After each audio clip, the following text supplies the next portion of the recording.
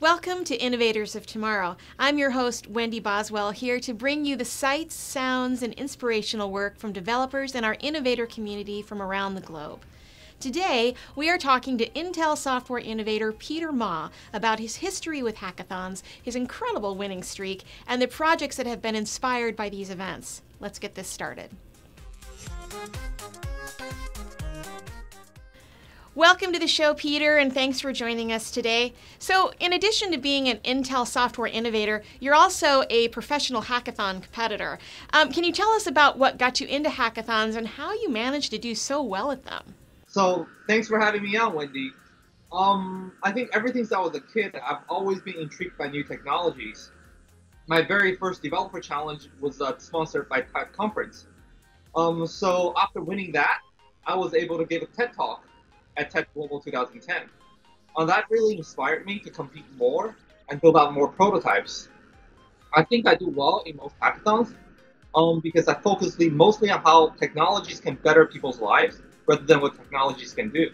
So all these projects that you come up with at hackathons, do they come from real-life ideas and problems that you're trying to solve?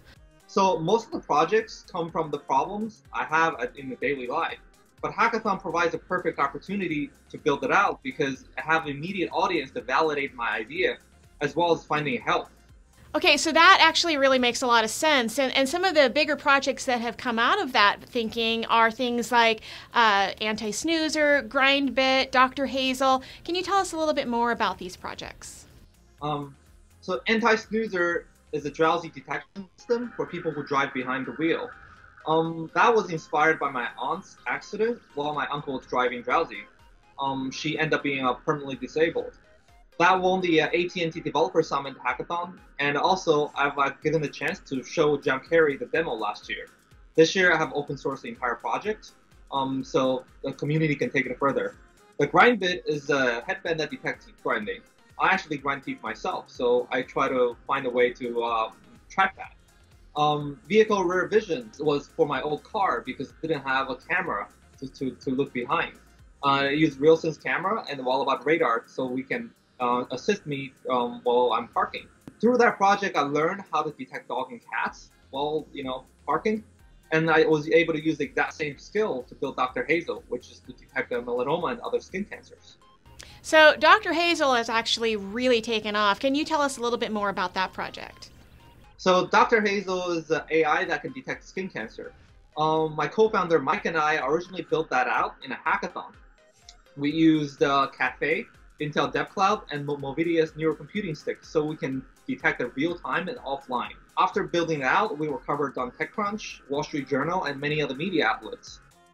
Right after the coverage, we received hundreds of emails for people asking for beta requests, as well as sending us their photos of their moles so we can improve our AI training. Right now, we're talking to institutions and investors and to see how to take this forward. That is really cool. It's going to be interesting to see where Dr. Hazel is going to go. So with all of the ideas and projects that you have at hackathons, there's got to be an interesting innovation process around this. So what is the hardest part of innovating for you? So like all startups, the ideas are the easiest and execution is the hard work. But the hardest part is still finding the product market fit. I built out hundreds of prototypes and won hundreds of hackathons by now. But very few of them actually gain people's interest. When you show people the demo, they're all impressed. But it's the follow-up emails that really counts. Yeah, I think there's a theme here that all of your projects and ideas are geared towards helping people in a positive way. So what's the inspiration behind that? So I really believe technology is here to advance humankind and to reduce suffering. As a developer, I think it's my duty to utilize the best technologies to make a difference. And hopefully along the way, I can inspire others to do the same. That's amazing. Using technology to help others in a positive way, that's really what it's all about. Peter, thanks for coming on today and sharing your work with us. We really appreciate it. Thanks for having me on, Wendy. You can connect with Peter and follow along with his projects at the link provided. Also, we've included a link so that you can learn more about the Intel Software Innovator Program. That wraps up this installment of the show. Be sure to like this video and subscribe to the Intel Software YouTube channel to keep learning about the innovators of tomorrow. And on behalf of an amazing video crew, thanks for tuning in, and we'll see you next time.